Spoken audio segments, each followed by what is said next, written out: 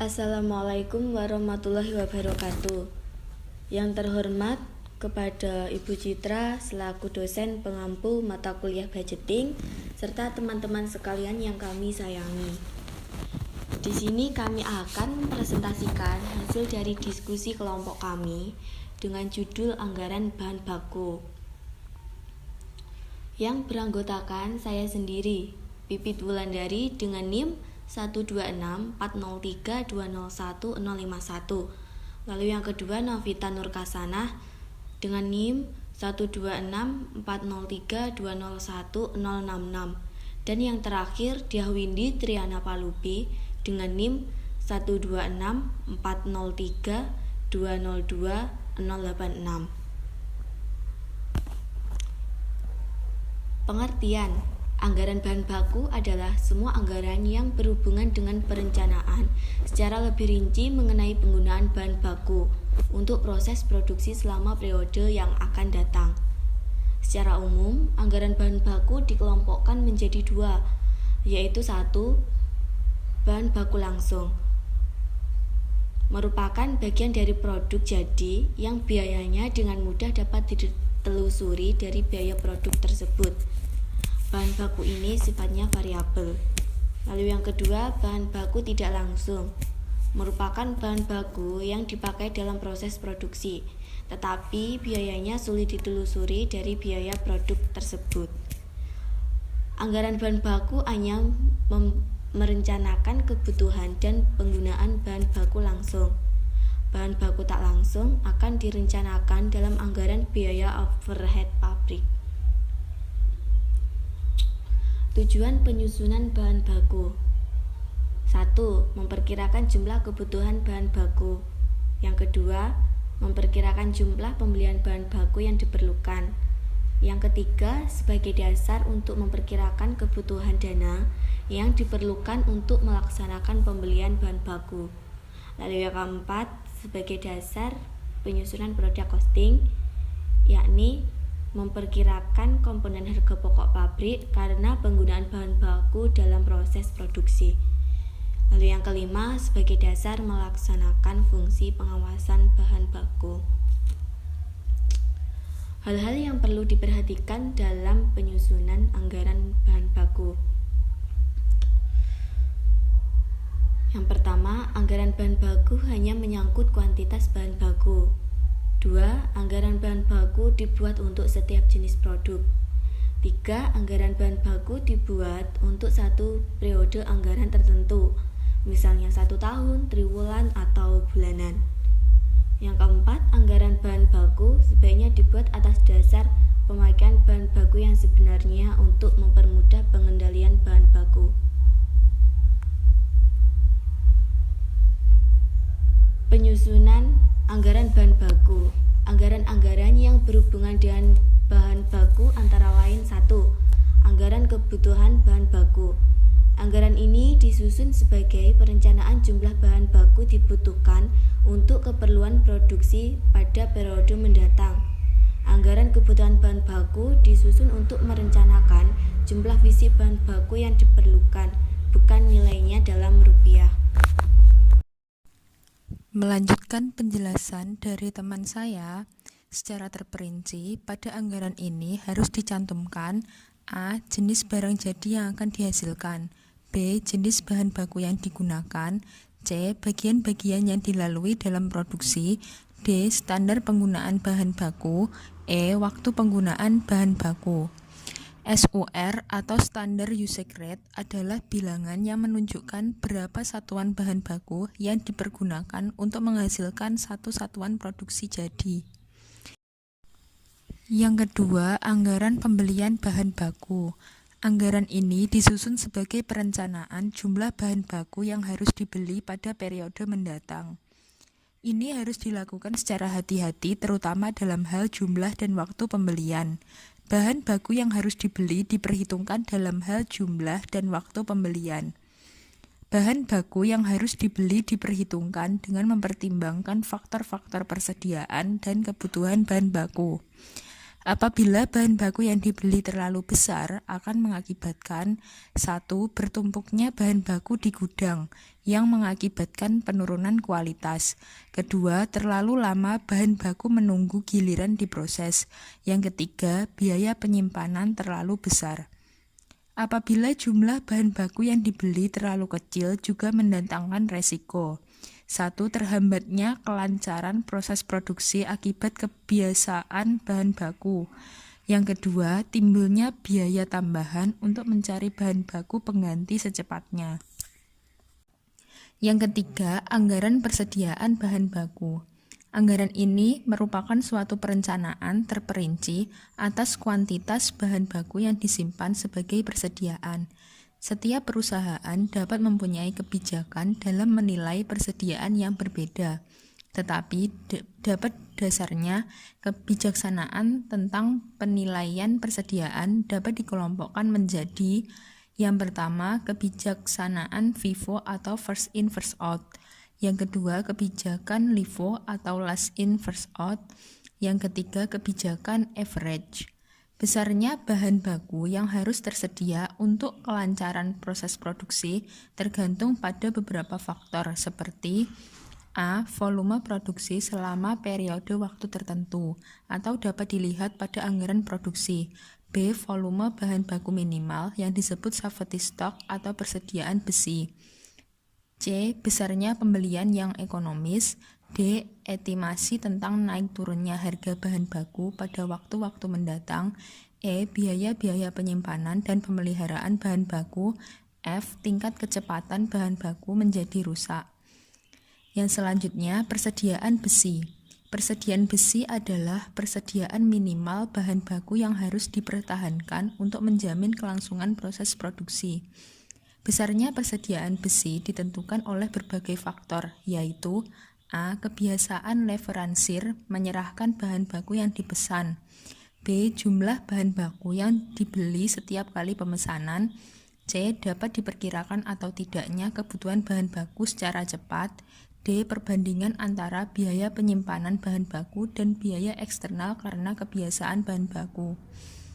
Bentuk dasar anggaran persediaan bahan baku dalam anggaran persediaan bahan baku perlu diperinci sebagai berikut: A. Jenis bahan baku yang digunakan. B. Jumlah masing-masing jenis bahan baku yang tersisa sebagai persediaan. C. Harga per unit masing-masing jenis bahan baku. D. Nilai bahan baku yang disimpan sebagai persediaan. Yang keempat, anggaran biaya bahan baku habis digunakan dalam produksi atau pemakaian bahan baku. Sebagian bahan baku disimpan sebagai persediaan dan sebagian dipergunakan dalam proses produksi. Anggaran ini merencanakan nilai bahan baku yang digunakan dalam satuan uang. Tentu tidak semua bahan baku tersedia akan habis digunakan produksi. Hal ini disebabkan karena dua hal, yaitu: A. Perlu adanya persediaan akhir yang akan menjadi persediaan awal periode berikutnya. B. Perlu adanya persediaan besi agar kelangsungan produksi tidak terganggu akibat kehabisan bahan baku.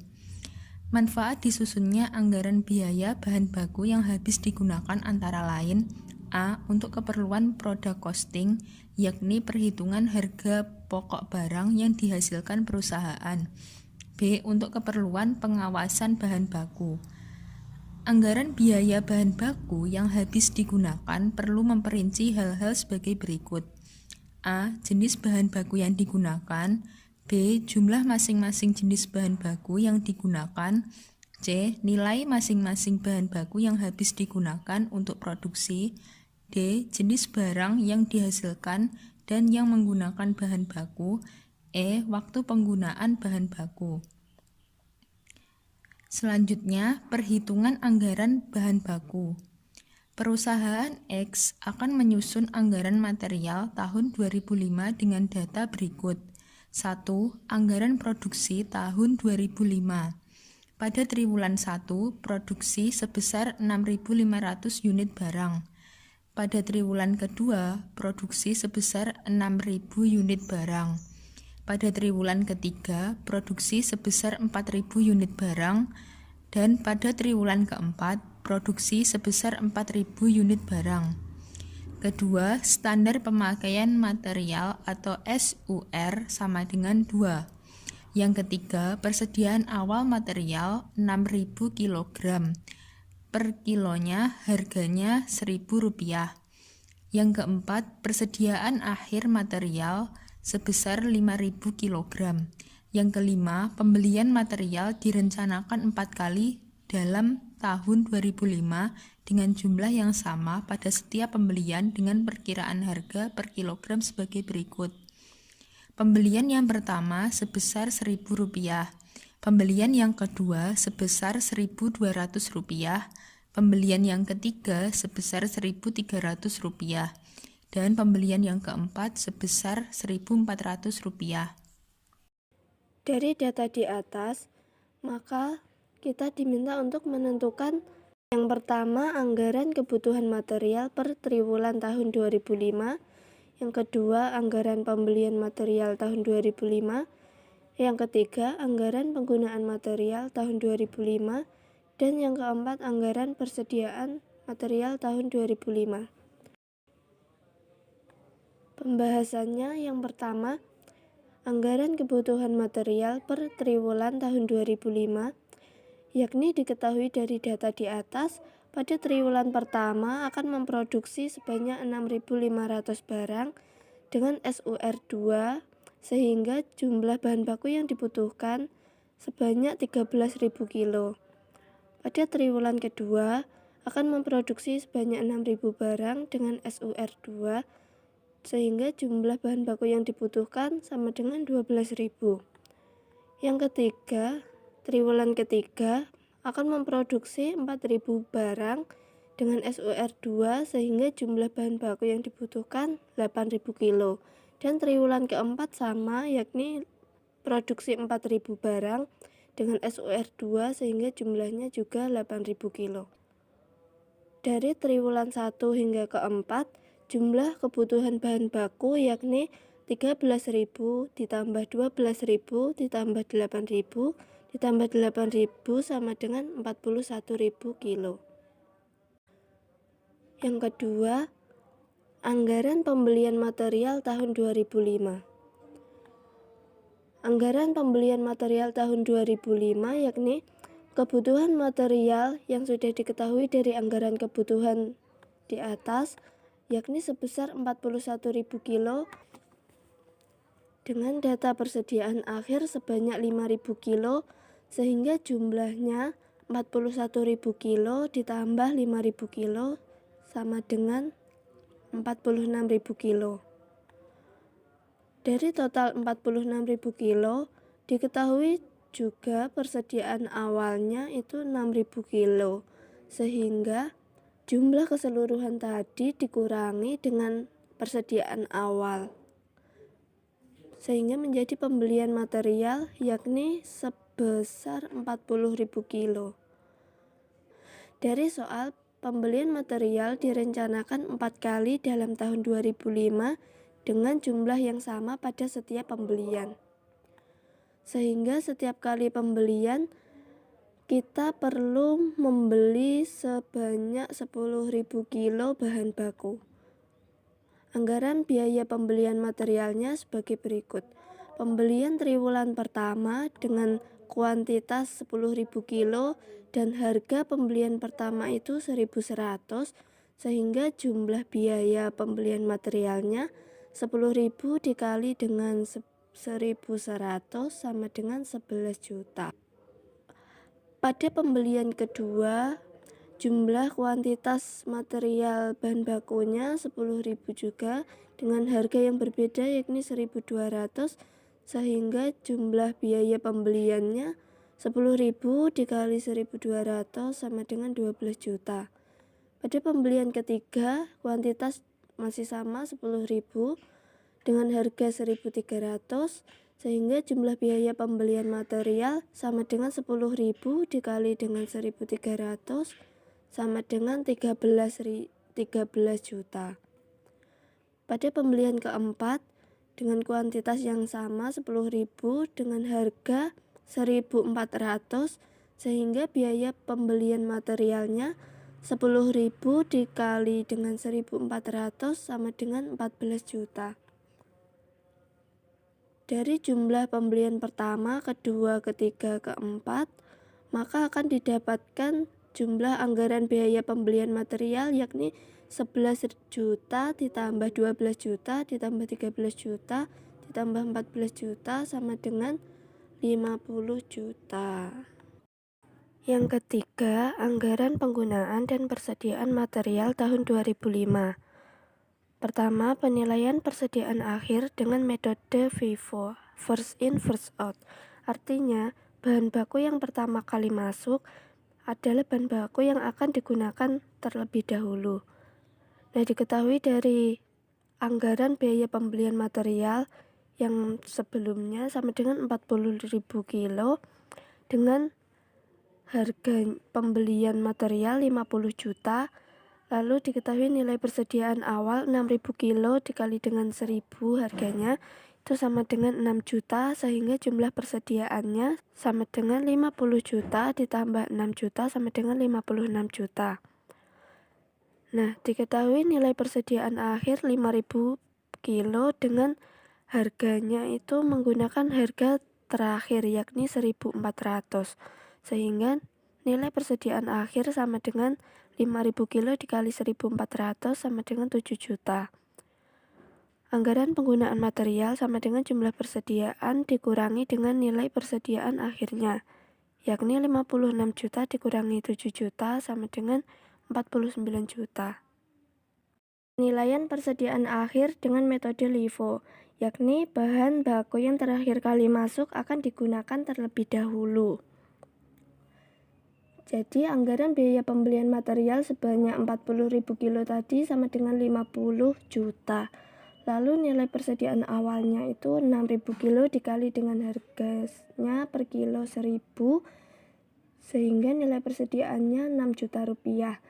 Jumlah persediaan sama dengan 50 juta ditambah dengan 6 juta. Hasilnya 56 juta. Nah, nilai persediaan akhir yakni 5.000 kilo itu dikali dengan harganya itu 1.000. Mengapa 1.000? Itu karena kan tadi bahan baku yang terakhir kali masuk digunakan terlebih dahulu. Otomatis bahan baku yang sudah ada pertama kali tadi masih tersedia dengan harga awalnya. Sehingga 5.000 kilo dikali dengan harga awalnya tadi 1.000 rupiah, jadi totalnya 5 juta. Nah, anggaran penggunaan materialnya itu sama dengan jumlah persediaan dikurangi dengan nilai persediaan akhirnya, yakni 56 juta dikurangi 5 juta sama dengan 51 juta.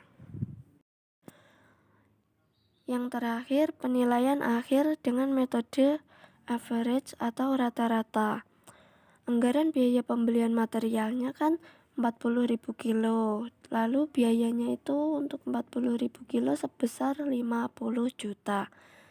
Nilai persediaan awalnya 6.000 kilo dikali 1.000 rupiah per kilo sama dengan 6 juta, sehingga jumlah persediaannya itu 50 juta ditambah 6 juta sama dengan 56 juta. Nah, nilai persediaan akhir rata-rata ini harganya kan belum diketahui. Untuk mencarinya itu 56 juta dari jumlah persediaan dibagi dengan jumlah kebutuhan bahan bakunya. Tadi kan 40 ditambah 6.000 sama dengan 46.000 kilo.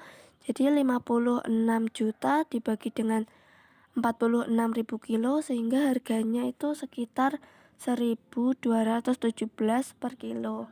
Sehingga nilai persediaan akhirnya itu kan 5.000 kilo, sama seperti yang sebelumnya, dikali dengan harga rata-rata 1.217, sehingga hasilnya sama dengan 6.085.000. Nah, anggaran penggunaan materialnya sama dengan jumlah persediaan dikurangi nilai persediaan akhir rata-rata. Itu sama dengan 56 juta dikurangi 6.085.000 sama dengan 49.915.000. Sekian penjelasan dari kelompok kami. mengenai anggaran bahan baku. Kami mohon maaf apabila ada perkataan yang salah, dan kami juga mengucapkan banyak terima kasih pada teman-teman semua atas waktunya. Sekian dari kelompok kami. Wassalamualaikum warahmatullahi wabarakatuh.